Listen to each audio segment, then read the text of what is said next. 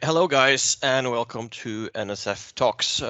NSF Talks is still a brand new series to dive deeper than ever before into the complexity of Norwegian Spitfire Foundation, our mission, and the various of people that are involved in helping us achieve our goals, and that is to acquire, restore, operate, and maintain Spitfires. So, without further ado, just let's welcome our guest for today, Eirik Østensjø. Eirik is another extremely important part of our media group, where he holds several positions, including photography, social media publishing, and webmaster. He's often been traveling around Norway and Britain as a photographer on behalf of NSF. He lives in the city of Haugesund on the west coast of Norway with his partner Eva and two kids, Sindre and Eskil. So welcome, Eirik. Thank you. Yeah. First question. Just tell me about yourself and your background. Yeah. I grew up not too far from you, actually, in the east of Norway, and my father was in the Air Force.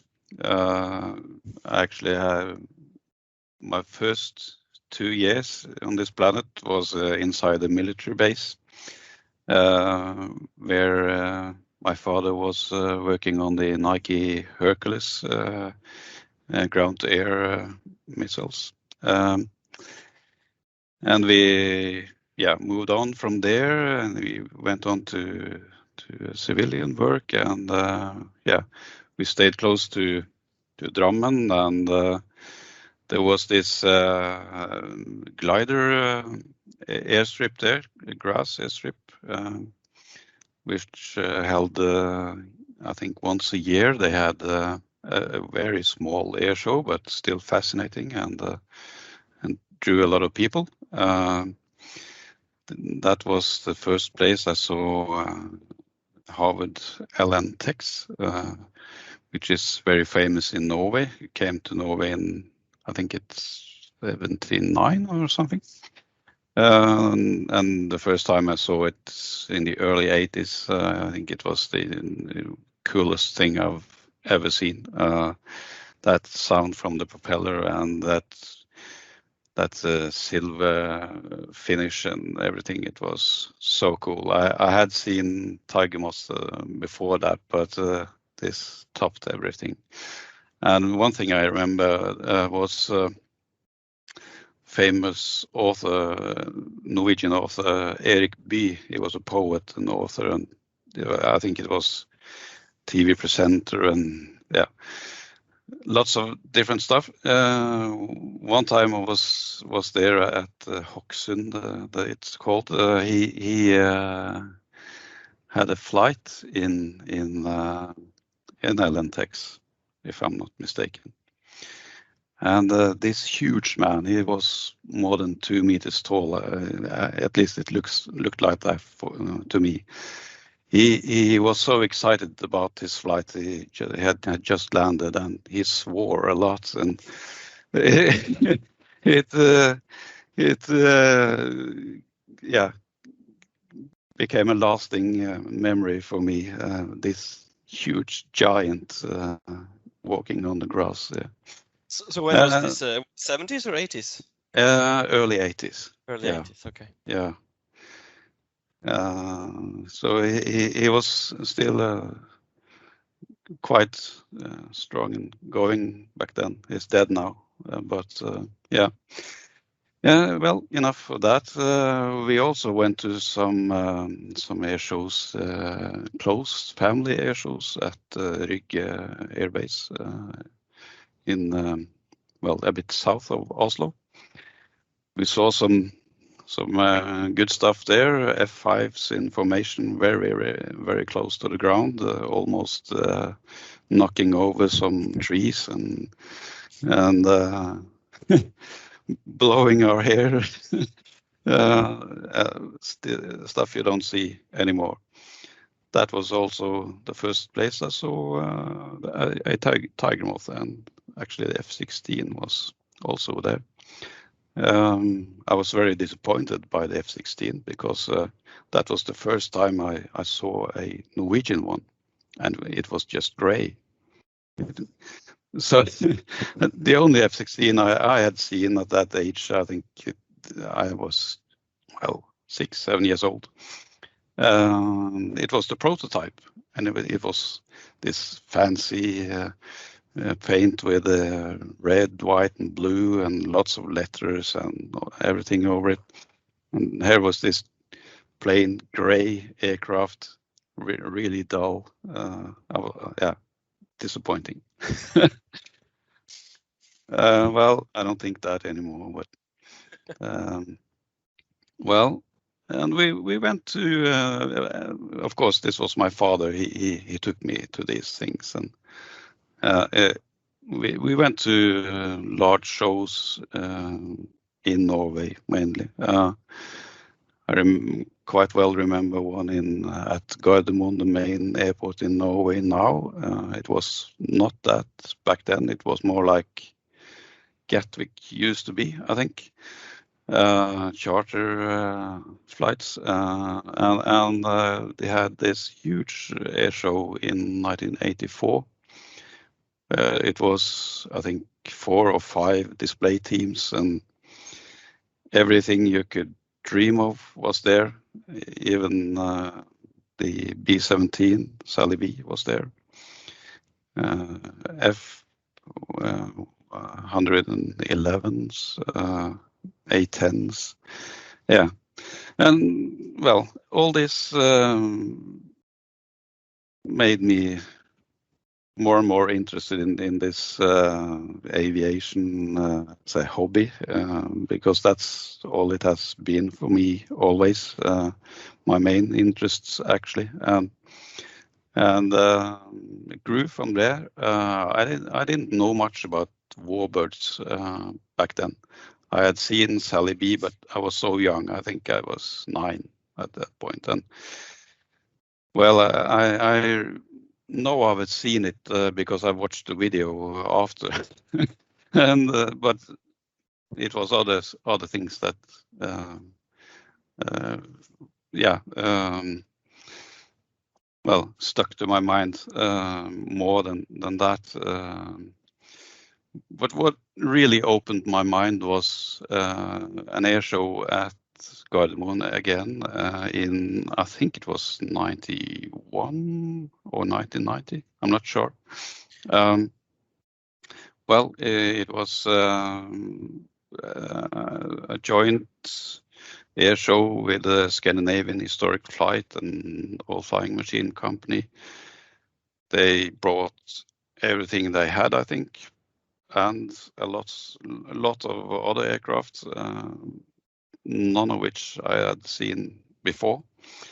And well, I had read a lot of books and seen photographs and read all the stories, and there I could all of a sudden see them flying alive. And that was an eye opener for me. And seeing all this, I think Larsen must have been there. I didn't meet him then, but I think my father knew him at that time. And of course, Ray Hanna, Mark Hanna was there, and they flew like they usually did. And well, it was a fantastic experience. Then I went on to, well, the Air Force myself for a year as a conscript, and well, not much happening for my main interest for a while. I went on to become a student, and well, we were well into the 2000s until I took up air shows and all that again. And I think the first air show I went to was at Sola in 2004, after all my studying and working. And that triggered something in me, and just 3 years after that, we went to Duxford for the first time, me and my father, and it was the September show. We saw stuff you could only dream of. The P39, for instance, it was actually the last show with the P39 there, so quite lucky to see there. That and remember the rattling sound from that strange assembly with the engine behind the pilot and all the gears and stuff making all these noises towards the propeller. Sounded really nerve-wracking to me, but I guess the pilot trusted it. Yeah, and from there we've been to Flying Legends and usually the September show every year after that. And well, things grew, I must say. Yeah. Yeah. There, when you talk about your background and how you got involved in all of this, we're not the same age, but we're basically the same age, and I hear certain key moments in time that because I was there too during those, not in '84 because I was a bit too young, but I went to all of those other air shows. So I do see that those air shows have made impression on many people, at least for those of us who are adults today. So I specifically remember the historic air show at Gardermoen too very well. I remember Ray Hanna's name on the speakers, and the Bourgeois and the Spitfire doing Battle of Britain dogfight. So, and I think I was inside the Catalina as well. So yeah, I remember that one. I think it was the finish on it was some kind of red-brown blend, very unusual. I don't remember the paint scheme or the markings on it, but I remember that. The Mustangs were Memphis Belle camouflage. Yeah, they were, yeah. 2 or 3 of them, I think. Yeah. Yes. Mm. I don't remember them flying. It's like it's weird what you remember and do not remember. I don't remember the Mustangs, but I do remember the Ray Hanna flying Spitfire for some reason. So yeah. Well, now we're in the 2000s. So could you talk us through how you got involved with Norwegian Spitfire Foundation? Yeah. I could say a little bit of that. Actually, if you stretch it a bit and look at how I got into it, it actually started with me going to Duxford and photographing a lot. I wasn't very good. I think we'll come back to that, but well, at some point we met up with Martin Tesley, or he's better known as Tintin. He's a pilot in the Norwegian Historical Squadron, and he also owns several aircraft. We met him at Duxford actually, and we, my father and him, we agreed that we should organize an air show in our hometown. Well, that's a good idea, we thought, and a couple of years later we were on. A lot of work, and I did all the marketing, photography, social media, well, most of it actually. And that work was recognized by another group organizing air shows at Sola, just south of Haugesund, close to Stavanger. They invited me to come there and be their air show photographer. Of course, I accepted that because you get access to the other side of the fence and get to shoot things that normally other people do not. And well, it grew from there. I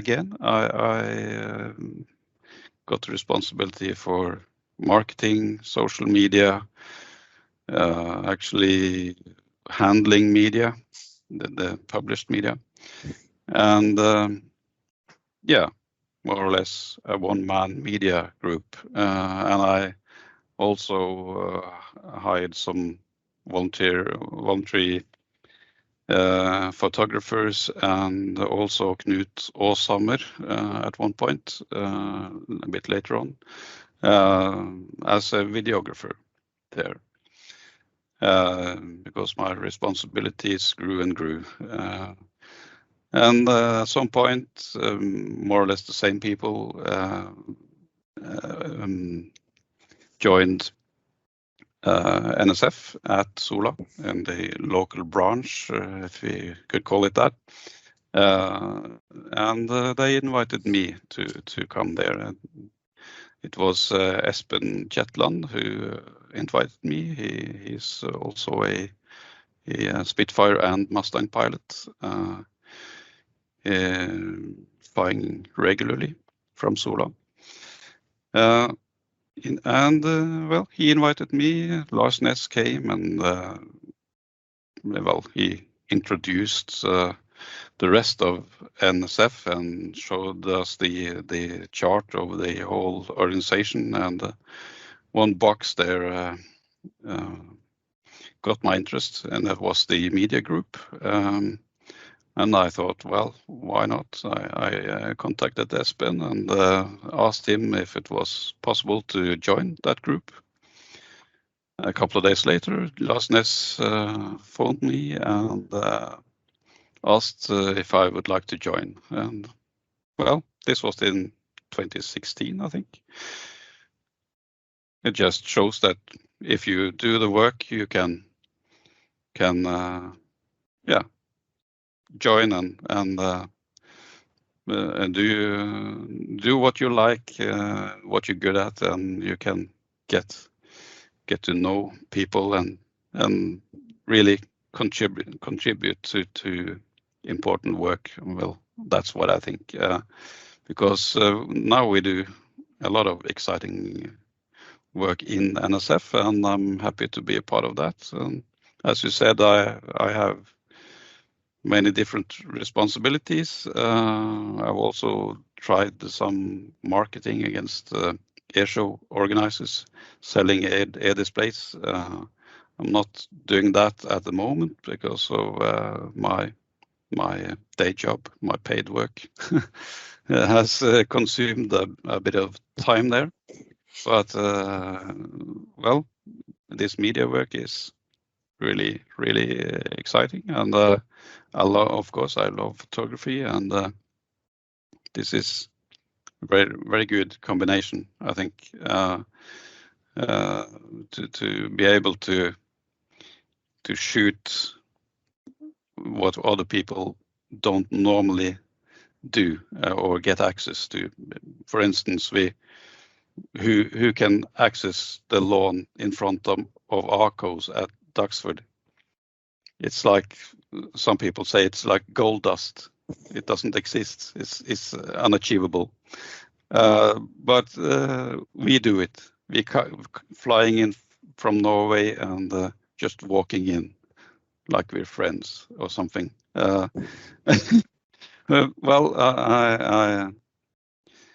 I don't want to sound ungrateful or taking it for granted, but it's really special. And well, we put in the work and we get to do these things which are little bit extra, and that's really worth it to me.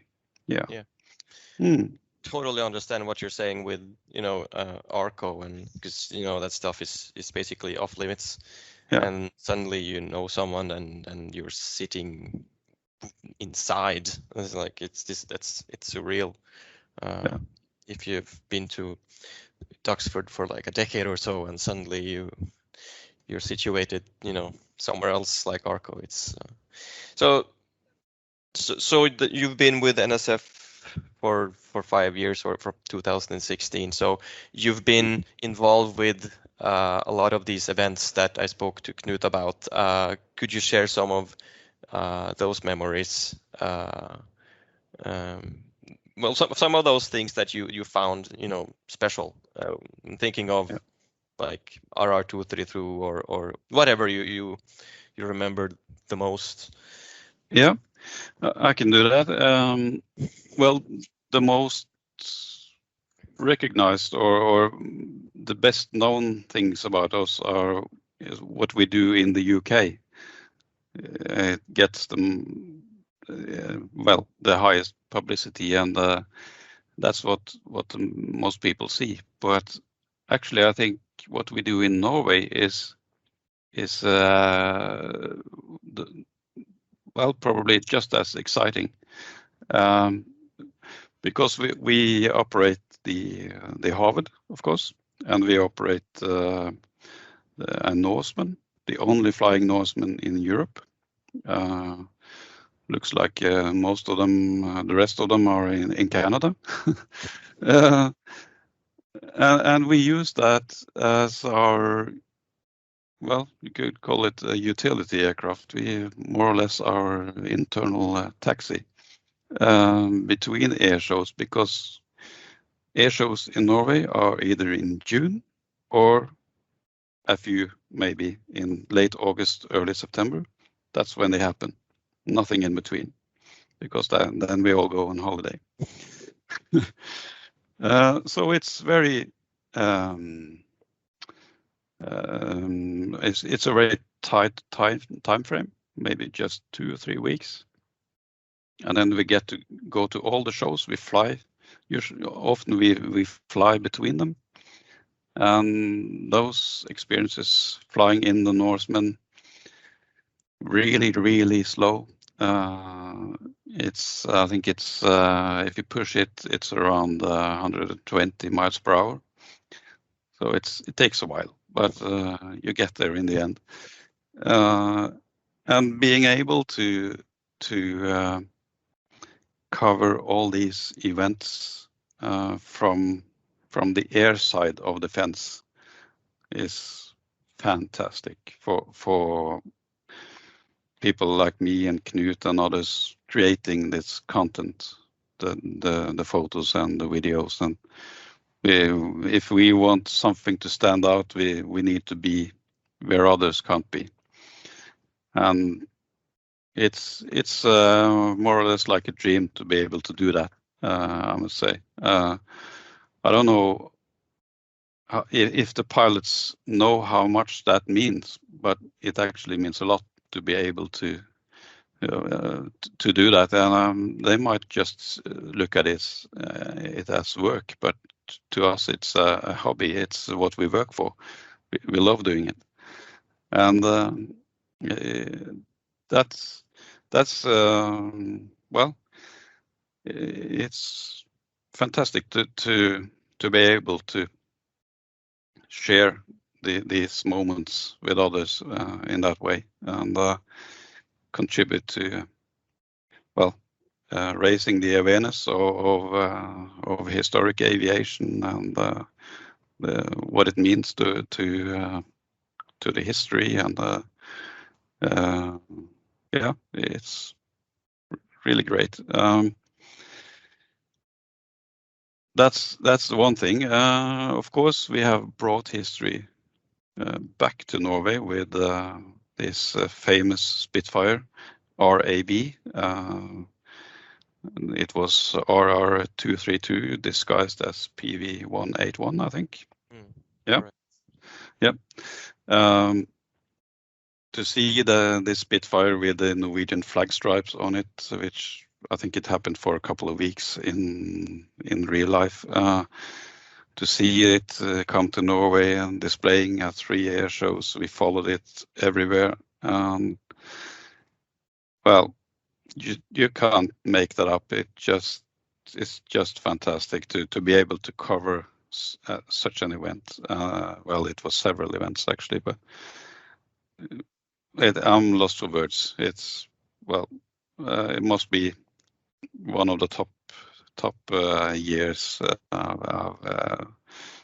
I've been involved with NSF.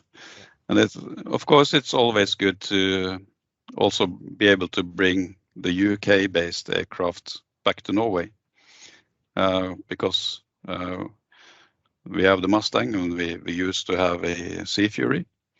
They have both been in Norway and displayed at several air shows in Norway. And that shows that NSF is capable of operating such aircraft, and that, well, we are capable also of operating a Spitfire because we've shown it. We know how to do this. We are for real, and that's really important. Yeah. That is good words. That is absolutely good words, because you're absolutely right. And for me too, 2017 was an absolute highlight. Unfortunately, with COVID, it's been different. But you know, you said that you know, when, as a kid, you weren't involved with warbirds and that sort of thing. But I heard the name Rolf Arneberg being like whispered or talked about by my dad and others since I was a kid. So just to see that aircraft in those colors coming, you know, back is one of the highlights for me with anything in historic aviation, whether it's my books or being involved with NSF or anything like that. It's like it was, in lack of better words, it was a dream come true. Just moving slightly on from those events, you are a superb photographer. So Thank you. I want you to, I know there's a lot of people who would like to take those photos that you do, including myself. Could you just talk us through some of those important aspects, or how you got so good at taking those photos? Because you didn't do this overnight. This has been, you know, an educational, you know, progress for you. Yeah, that's really kind of you to say that I'm that great. But well, I actually started with a compact, digital compact in the early 2000s. Took really awful photographs with it. And well, in 2009, I borrowed a DSLR from my father. He gave me, I think it was a Canon 400D or something. And a couple of kit lenses, lots of plastic, and the manual. That's all I got. Here you have a camera, read this. Okay, I thought I can do that. And I put the camera into auto, the green mode, and shot 2 or 3 days in auto.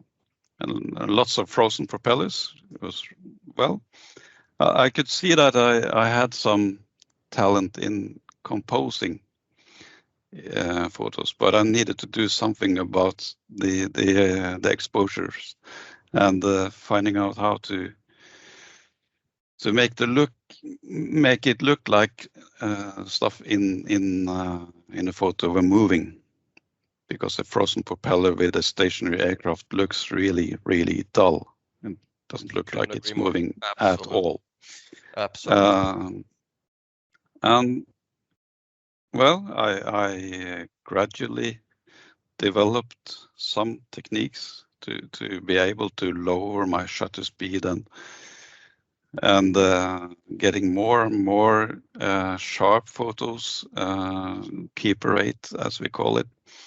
Spent hours and hours reading books, forums, web pages, everything I could come across with information and just minor tips on how to do this.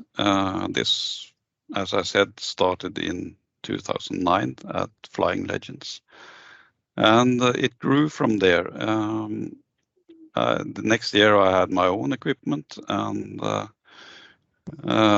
well, I was ready to shoot on a slightly higher level. I wouldn't say it was that much higher, but still a bit. To my regret, I shot in JPEG mode to get as much room on my memory card as possible. That was a huge mistake because the files were more or less uneditable. Lots of noise and really, really bad. So from there, I learned shoot raw and don't look back, and just buy memory cards and hard drives and everything, and well, spend the money. And well, it's expensive, but it requires at least some money, but you don't need to buy all the fancy, huge bazookas if you are happy with other equipment, of course. But well, if you want to shoot things that stand out a little bit from all the others, you need to spend more. I don't want to say how much I've spent now, but I think it's close to enough. Well, the equipment is not the most important thing, I must say, for aviation photography or airshow photography. It's more about knowledge and using the correct shutter speed to make the propeller look like it's moving. If you're into panning, do that. Landings and takeoffs, pan as much as you can. Shoot fast series to make the background blurry and the aircraft really sharp, nice and sharp, and the propeller might look like it's full circle. Takes a while to get there, but you will if you're committed, and well, do a lot of practice. Well, it's not really comparable, but where I live, we don't usually have warbirds, so I practice on seagulls. They're really hard to shoot because they move fast. They move, change directions really, really quickly. And I found that if I can pan a seagull at a really low shutter speed, then I could pan just about everything. So that's what I use. It's a 5-minute walk from where I live, and I get to shoot, well, practice a lot and shoot that. And that prepares me for the real stuff at Duxford and other places.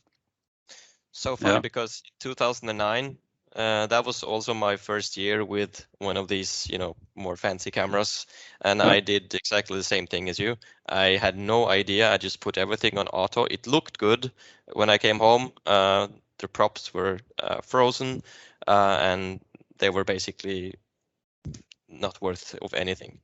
So, but I personally, I've always brought a camera to these air shows, but mostly for myself, because I'm first and foremost not a photographer, but a writer or a researcher, and we all have our place. So I'll just leave the super photos to someone else. So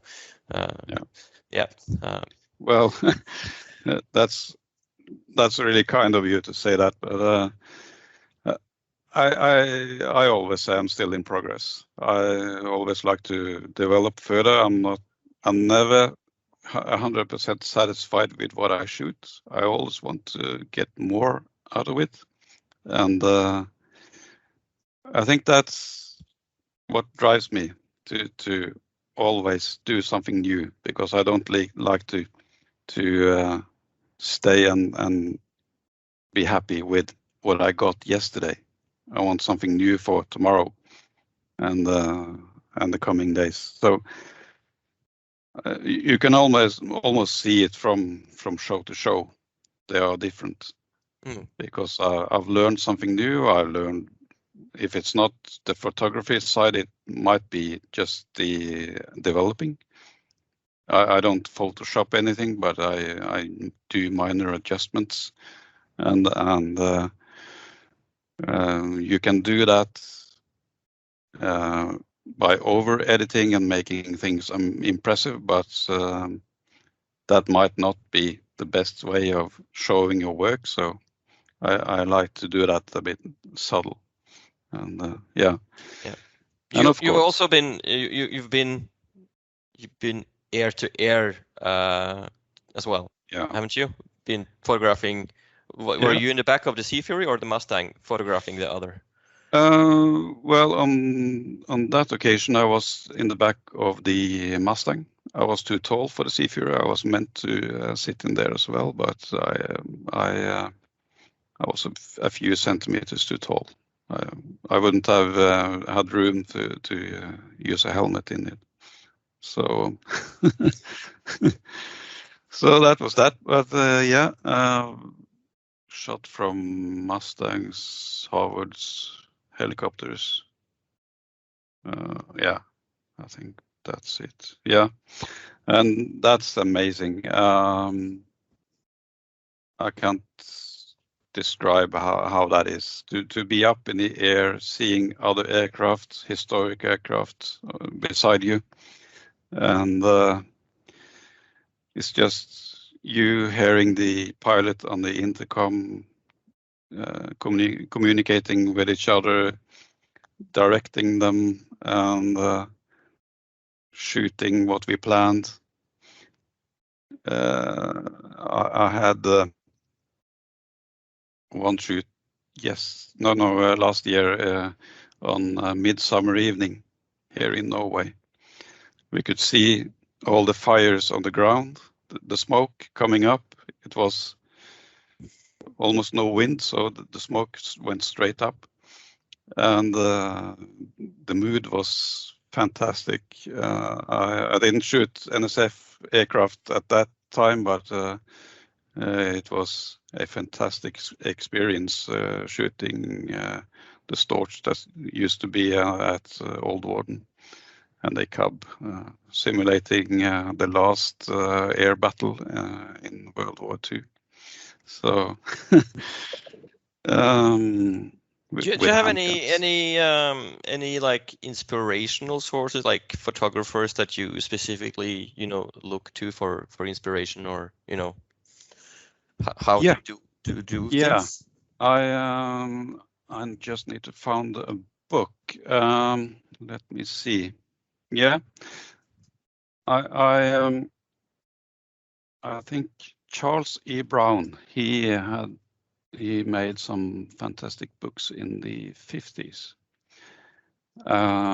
shooting aircraft with I don't know which kind of camera he used, but of course it was a manual and film. But if it was a medium format or whatever, I don't know. But his photos are just fantastic.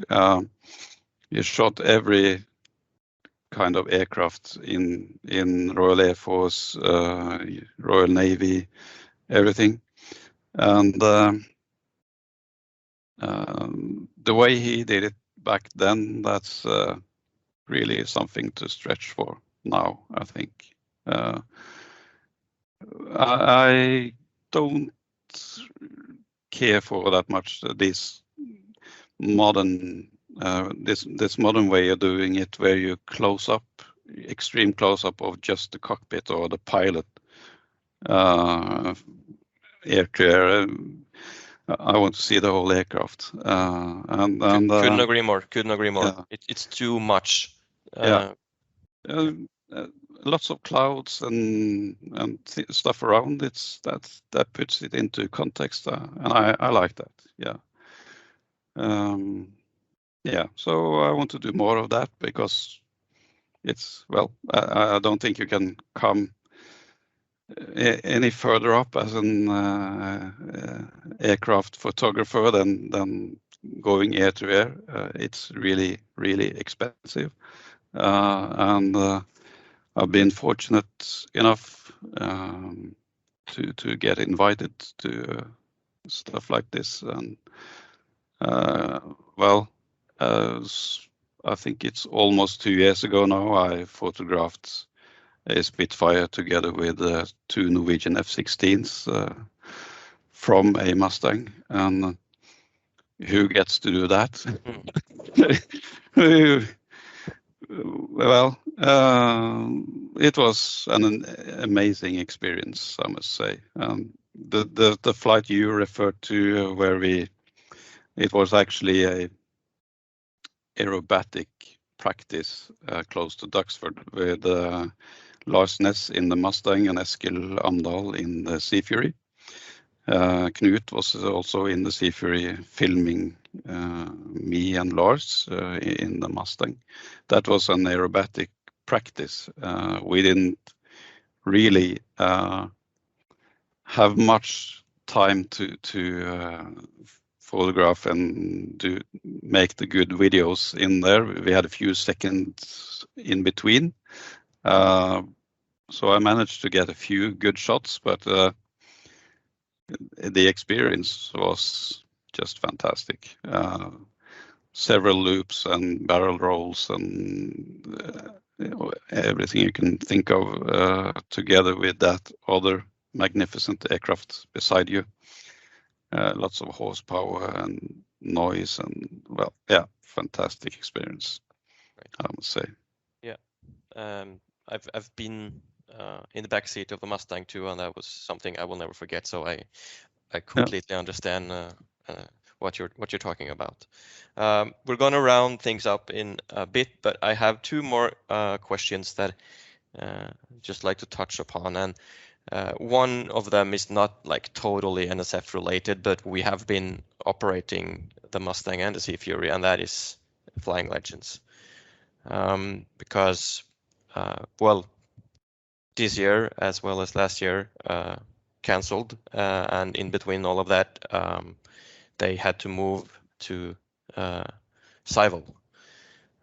Any thoughts on that? Because I know personally that Flying Legends means a lot to me, and I know that I've been thinking about this for some time just before this podcast, because I know Flying Legends means a lot to certain British people as well, but I have a feeling that it might mean even more to foreigners.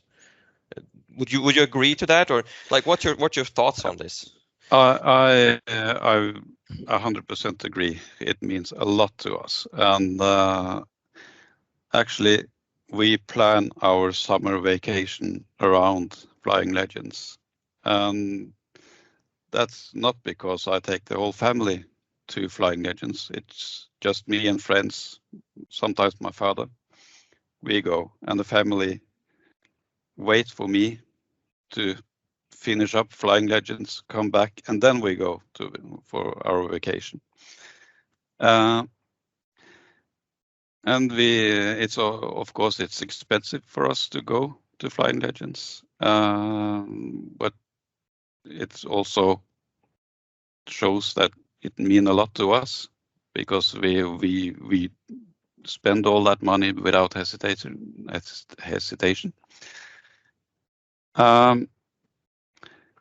I really hope they succeed at their new venue at Cyval. I hope it's big enough to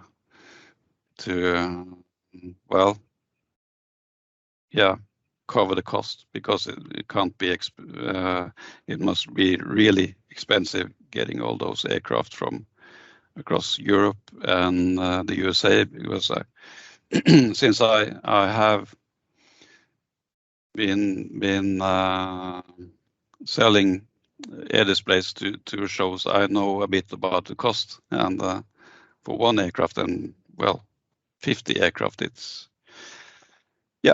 an expensive business, and it's a really high risk business weather-wise.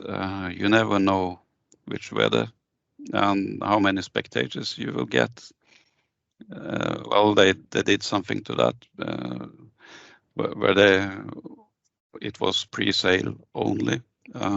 I think that's a good move for seeing it from the organizer side, because I also organize air shows, and yeah, I think it will be some exciting years. It's sad that they're leaving Duxford.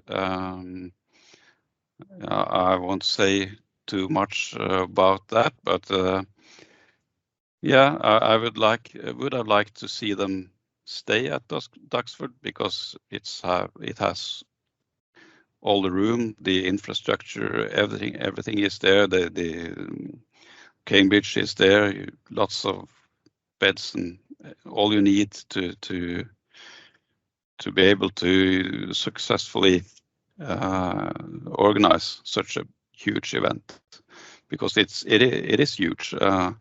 You hear languages from all over the world. It's not strictly a British show.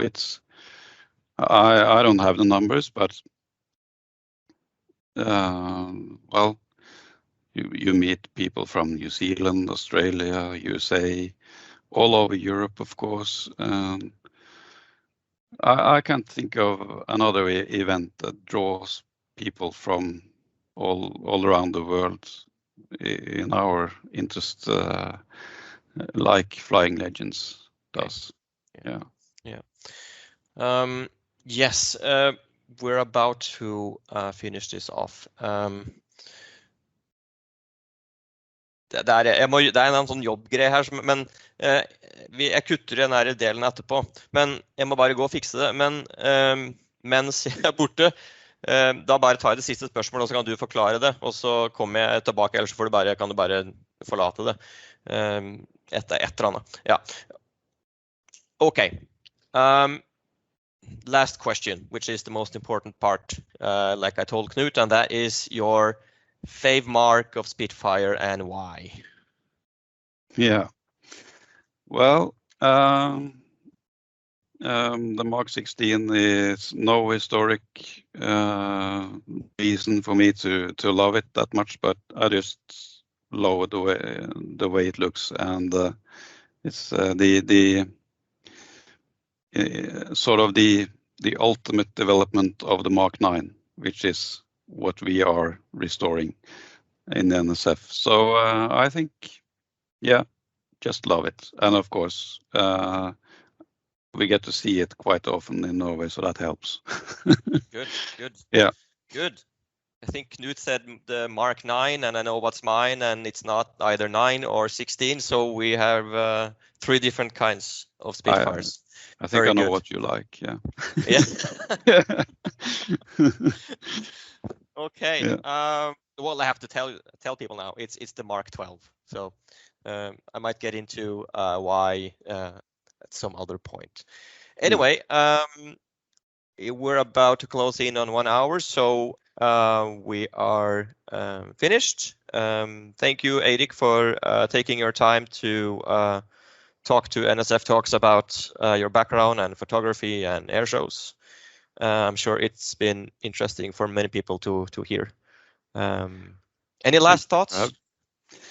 Well, last thoughts. Yeah, I'm really eager to get our PL258 project going, and I hope we could soon see some parts being made. That's my wish, and I will contribute what I can to make that happen.